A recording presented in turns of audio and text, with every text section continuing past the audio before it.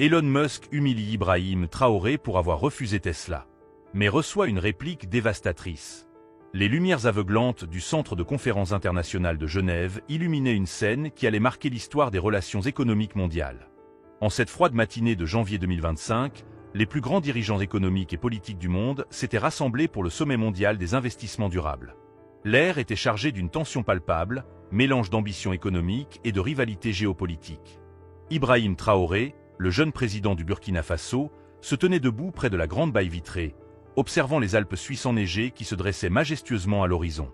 À 37 ans, cet ancien capitaine de l'armée burkinabé portait un costume sombre impeccable, mais son regard trahissait une détermination qui ne passerait pas inaperçue. Il savait que cette journée serait cruciale pour l'avenir de son pays et, plus largement, pour celui de l'Afrique. De l'autre côté de la salle, Elon Musk faisait son entrée avec l'assurance qui le caractérisait. Vêtu de son habituel blazer noir, le milliardaire sud-africain naturalisé américain balayait la salle du regard, ses yeux s'arrêtant sur chaque personnalité présente. À 53 ans, l'homme le plus riche du monde avait l'habitude de dominer les débats économiques mondiaux, et aujourd'hui ne ferait pas exception.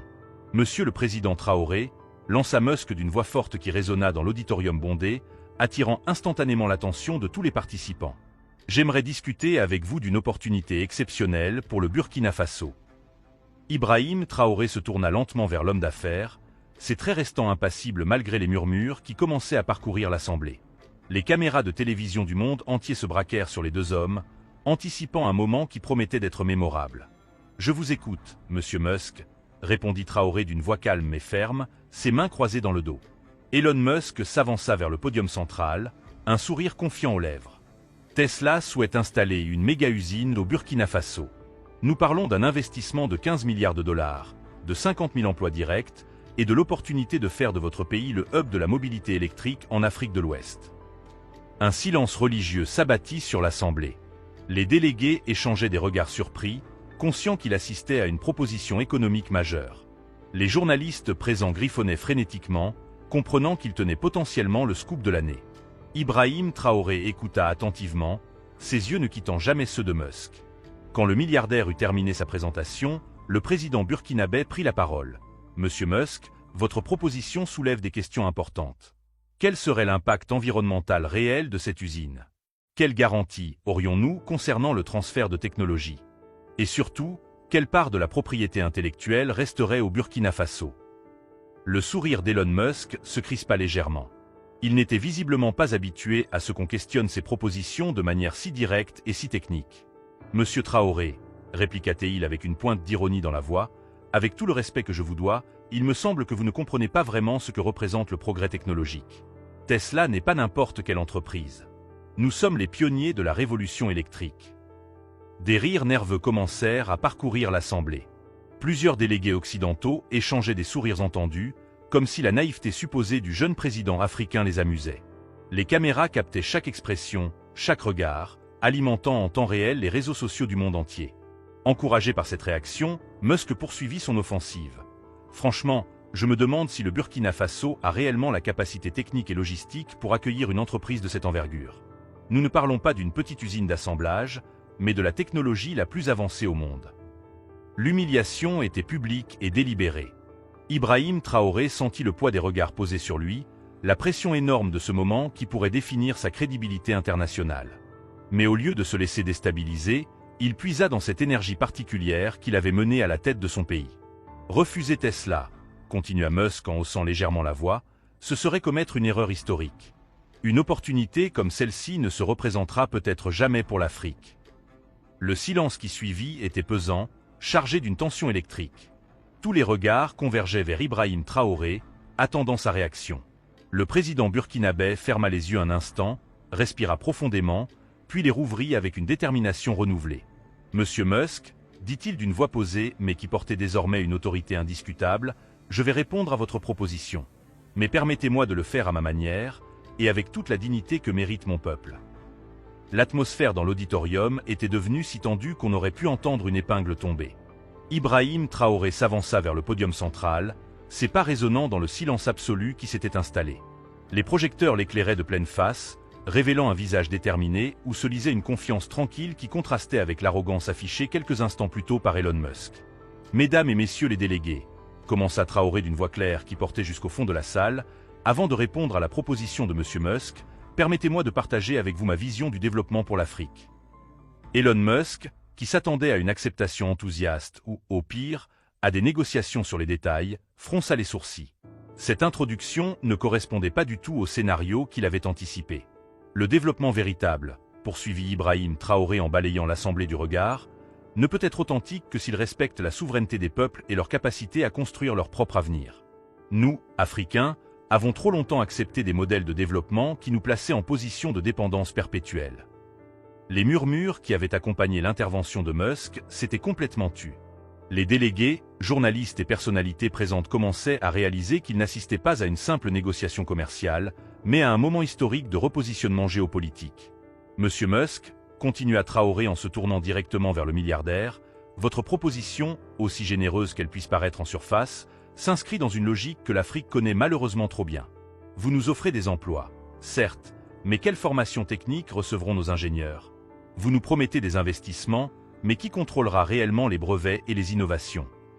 Le visage d'Elon Musk commençait à se durcir. Il n'était manifestement pas habitué à ce qu'on dissèque ses propositions de manière si méthodique et si critique devant un public international. Ibrahim Traoré enchaîna sans lui laisser le temps de répondre « Laissez-moi vous donner quelques exemples concrets. Le Ghana a accepté en 2019 un méga-projet minier qui devait révolutionner son économie. Aujourd'hui, le pays croule sous les dettes, ses sols sont pollués, et les bénéfices partent vers les actionnaires étrangers.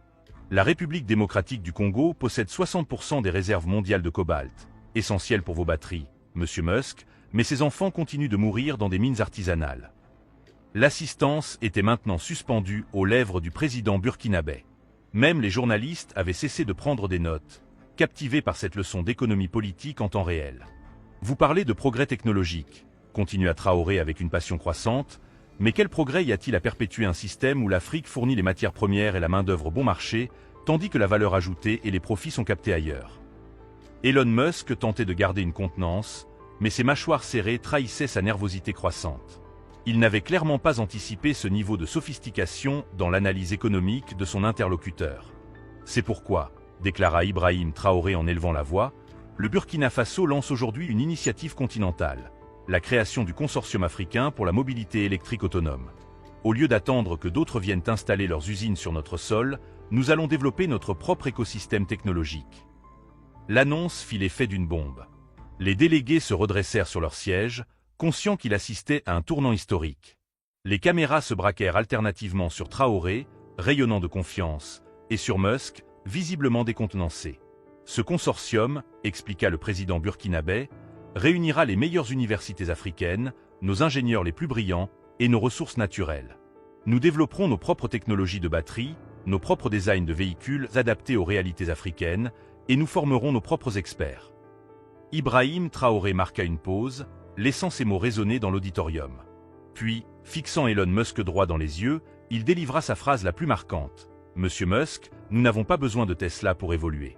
Nous avons besoin de dignité, d'autonomie, et de la conviction que l'Afrique peut créer son propre miracle technologique. » Le silence qui suivit était assourdissant.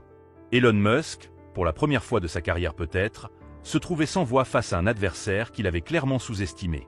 Son regard fuyait maintenant celui de Traoré, et ses mains trahissaient une nervosité qu'il tentait vainement de dissimuler. Puis, lentement, timidement d'abord, des applaudissements commencèrent à retentir dans la salle. Un délégué se leva, puis un autre, puis toute l'assemblée. L'ovation était nourrie, sincère, et elle semblait ne jamais vouloir s'arrêter. En quelques minutes à peine, les réseaux sociaux du monde entier s'embrasaient. Le hashtag Traoré vs Musk grimpait à une vitesse vertigineuse sur toutes les plateformes, alimenté par les extraits vidéo de l'échange qui circulaient déjà par millions. Dans les rédactions des grandes chaînes d'information, de CNN à BBC en passant par France 24 et Al Jazeera, les directeurs de l'information donnaient des instructions urgentes. Cette confrontation devait faire la une. À Ouagadougou, dans un petit café internet du quartier de Sissin, Amadou Ewedraogo, étudiant en ingénierie de 23 ans, regardait la vidéo sur son téléphone portable avec une émotion qu'il n'arrivait pas à contenir. « Je n'y crois pas », murmurait-il à ses amis rassemblés autour de lui. « Notre président vient de tenir tête au milliardaire le plus puissant du monde. » La nouvelle se propageait comme une traînée de poudre à travers l'Afrique. À Lagos, le président nigérian Bola Tinubu interrompait une réunion ministérielle pour publier un tweet de soutien. L'Afrique est fière de leaders comme Ibrahim Traoré qui défendent notre dignité continentale. Le Nigeria soutient pleinement l'initiative du consortium africain. À Pretoria, Cyril Ramaphosa, le président sud-africain, convoquait d'urgence son cabinet économique. « Messieurs », déclarait-il à ses ministres, « nous venons d'assister à un moment charnière. L'Afrique du Sud doit être partie prenante de cette révolution technologique africaine. » Pendant ce temps, dans les bureaux de Tesla à Austin, Texas, l'atmosphère était devenue glaciale. Les actions de l'entreprise avaient déjà perdu 12% en quelques heures, et les investisseurs bombardaient les responsables de Tesla d'appels inquiets. Drew Baglino, vice-président de l'ingénierie, regardait les écrans financiers avec consternation. « Elon vient de nous faire perdre 80 milliards de dollars de capitalisation boursière en une seule intervention. » Sur Twitter X, la plateforme appartenant à Musk lui-même, les réactions se multipliaient de manière exponentielle. Nathalie Yan, l'influente activiste panafricaniste, publiait « Voilà ce que signifie une vraie leadership africaine. Traoré vient de donner une leçon de dignité au monde entier. » #Africa souveraine. Au Sénégal, Ousmane Sonko, le Premier ministre, organisait une conférence de presse express. Le président Traoré incarne la nouvelle génération de leaders africains. Le Sénégal sera le premier pays à rejoindre le consortium africain pour la mobilité électrique. Les médias internationaux commençaient à publier leurs analyses. Le Financial Times titrait « Quand l'Afrique dit non à la Silicon Valley ». Le Washington Post analysait l'émergence d'une nouvelle confiance africaine face aux géants technologiques occidentaux. Le Figaro français se demandait « L'Afrique est-elle en train de redéfinir les règles du jeu économique mondial ?» Dans les universités africaines, l'effet était immédiat.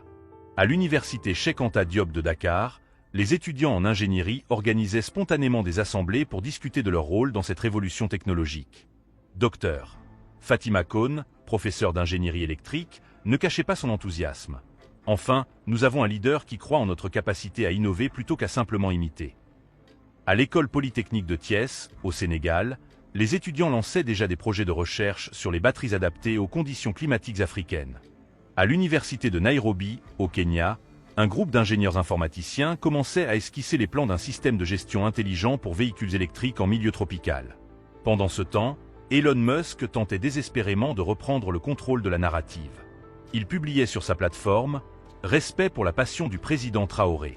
Tesla reste ouverte au dialogue pour un partenariat équitable. » Mais le mal était fait. Les commentaires sous son tweet étaient impitoyables. « Trop tard, Elon. L'Afrique a choisi la dignité. La prochaine fois, respecte tes interlocuteurs. L'arrogance finit toujours par se retourner contre celui qui la pratique. » Les analystes financiers commençaient à mesurer l'ampleur des dégâts. Tesla n'avait pas seulement perdu un marché potentiel, elle avait subi un revers d'image majeur qui risquait d'affecter ses relations avec l'ensemble du continent africain. Morgan Stanley publiait une note d'analyse sévère. L'incident de Genève pourrait coûter à Tesla l'accès à des marchés émergents représentant 1,3 milliard de consommateurs potentiels. Au Ghana, le président Nana Akufo-Addo annonçait sur Twitter « Le Ghana apporte son soutien total au consortium africain.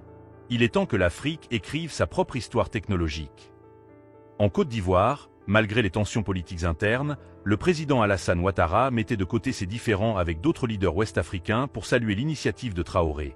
La vision du président burkinabé transcende nos divisions. La Côte d'Ivoire sera aux côtés de cette révolution. Les chaînes de télévision africaines interrompaient leurs programmes normaux pour diffuser en boucle les extraits de l'échange. South African Broadcasting Corporation, Ghana Télévision, Rwanda Télévision, toutes relayaient l'événement avec une fierté continentale palpable. Les intellectuels africains de la diaspora se mobilisaient également. Depuis Paris, l'économiste camerounais Axel Kabou déclarait à France 24 « Traoré vient de matérialiser ce que nous théorisons depuis des décennies. L'Afrique peut et doit être actrice de son développement, pas seulement spectatrice. » Depuis Londres, l'historien kényan David Anderson analysait pour la BBC.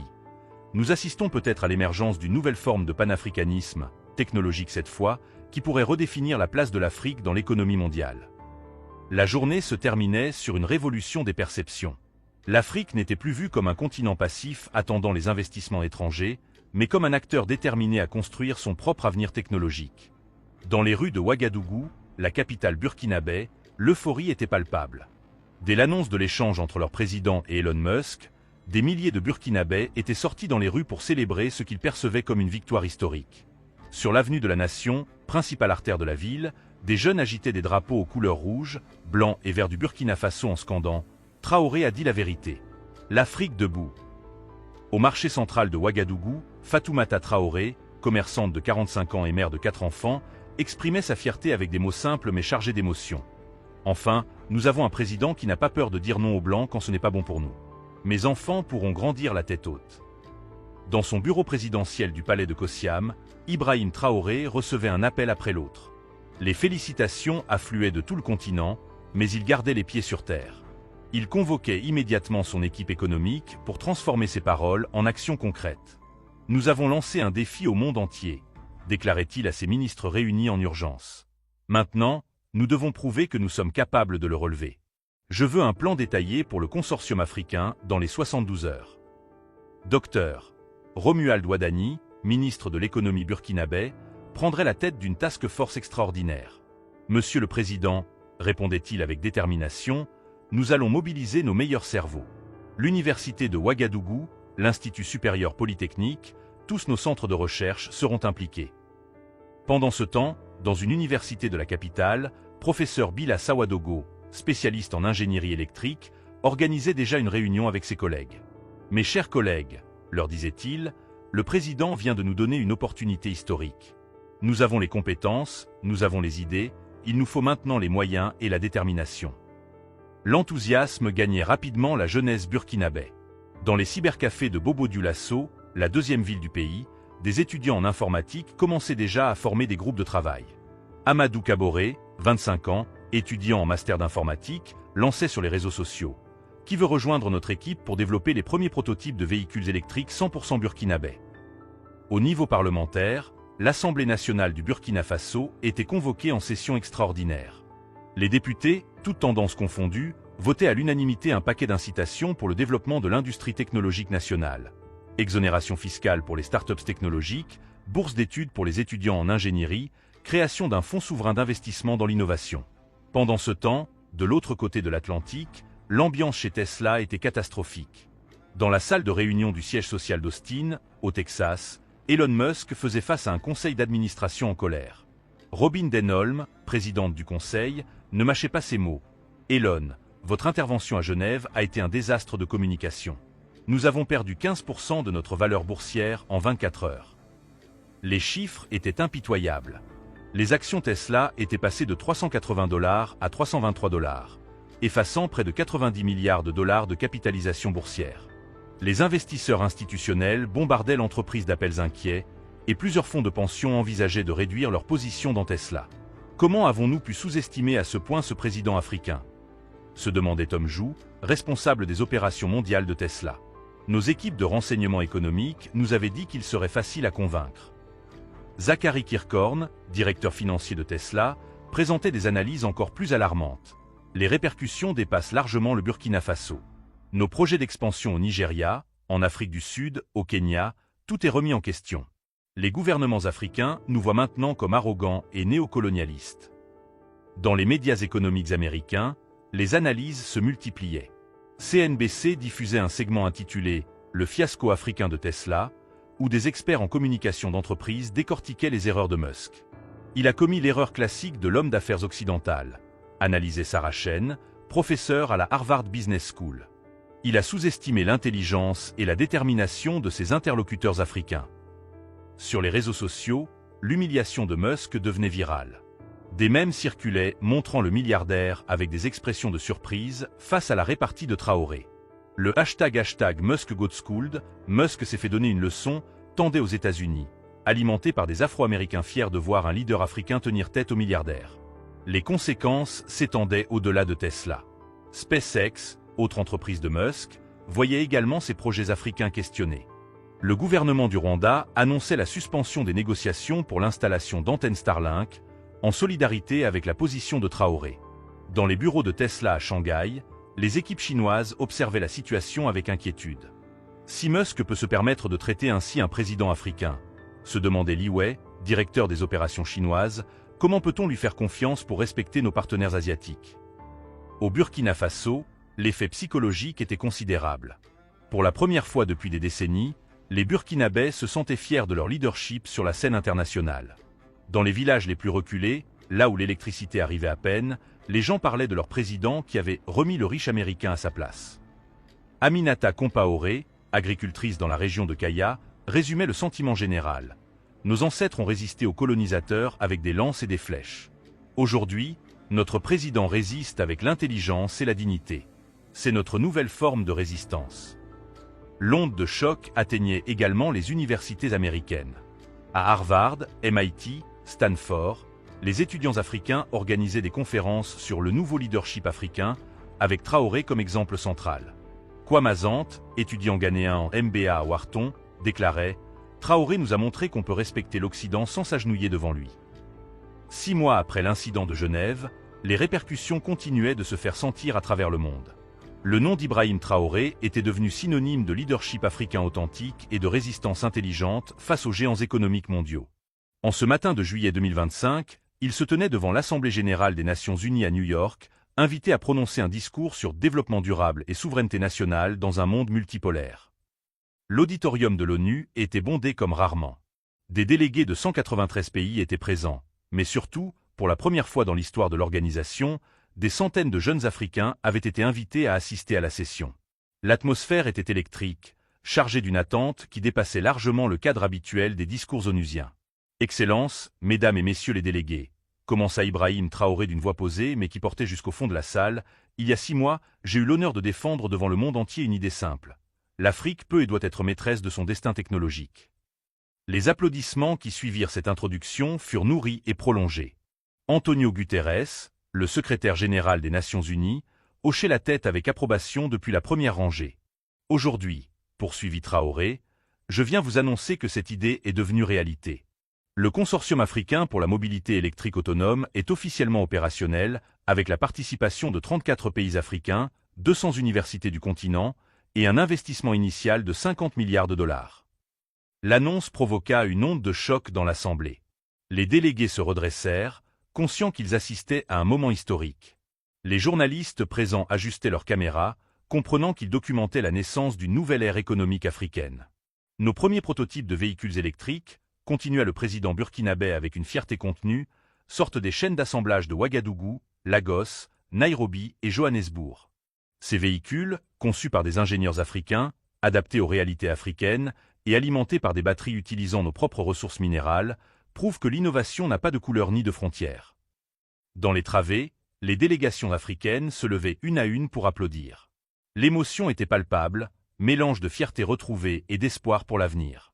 Mais notre réussite, précisa Traoré en balayant l'assemblée du regard, ne vise pas à exclure qui que ce soit. Nous tendons la main à tous les partenaires qui acceptent de collaborer dans le respect mutuel et l'égalité. L'Afrique ne ferme pas ses portes, elle les ouvre aux vrais partenaires. À Austin, Texas, dans les bureaux de Tesla, Elon Musk regardait le discours en direct sur son écran d'ordinateur. L'expression de son visage avait changé depuis l'incident de Genève. L'arrogance avait laissé place à quelque chose qui ressemblait à du respect, mêlé peut-être de regret. « Il faut reconnaître », murmurait-il à Zachary Kirkhorn, son directeur financier présent dans le bureau, « que ce type a une vision et la capacité de la concrétiser. Nous avons sous-estimé l'Afrique. » Les conséquences de l'affrontement de Genève avaient été durables pour Tesla. Non seulement l'entreprise avait perdu l'accès au marché africain, mais elle faisait également face à une méfiance croissante dans d'autres marchés émergents. Les gouvernements d'Amérique latine et d'Asie du Sud-Est observaient avec attention comment Tesla traitait ses partenaires potentiels. À l'ONU, Ibrahim Traoré poursuivait son intervention. L'Afrique d'aujourd'hui ne demande plus la charité. Elle propose des partenariats. Nous avons les ressources, les talents, et maintenant la volonté politique unifiée. Le monde peut choisir de grandir avec nous ou de nous regarder grandir. Dans les universités du monde entier, les départements d'études africaines étaient submergés de demandes d'inscription.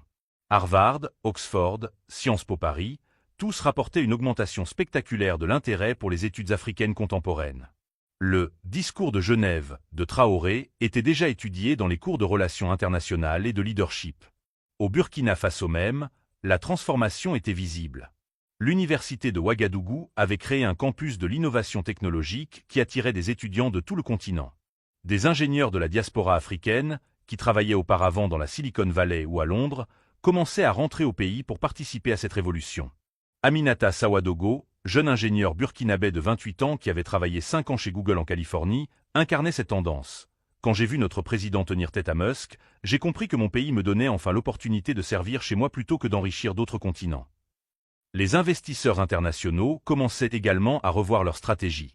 Les fonds souverains du Moyen-Orient annonçaient des investissements massifs dans le consortium africain. La Chine, qui avait observé avec attention l'évolution de la situation, proposait des transferts technologiques dans le cadre de partenariats équitables. Notre réussite, concluait Ibrahim Traoré devant l'Assemblée de l'ONU, démontre qu'aucun continent n'est condamné à la dépendance perpétuelle. L'Afrique écrit aujourd'hui son propre chapitre de l'histoire technologique mondiale. Et ce n'est que le commencement. L'ovation qui suivit dura plus de 10 minutes. Debout, les 193 délégations applaudissaient un homme qui, en quelques mois, avait redéfini la perception de l'Afrique dans le monde. Dans les rues de Ouagadougou, des écrans géants diffusaient le discours en direct. La foule rassemblée sur la place de la Nation scandait « Traoré, l'Afrique, Traoré, l'Afrique ». La fierté était immense, mais elle s'accompagnait d'une responsabilité nouvelle. Celle de maintenir cette dynamique et de la transformer en prospérité durable pour tous les Africains. Le jeune président du Burkina Faso était devenu, presque malgré lui, le symbole d'une Afrique nouvelle qui refuse la condescendance et construit son avenir avec ses propres mains. Et comme il l'avait annoncé 6 mois plus tôt face à Elon Musk, ce n'était effectivement que le commencement.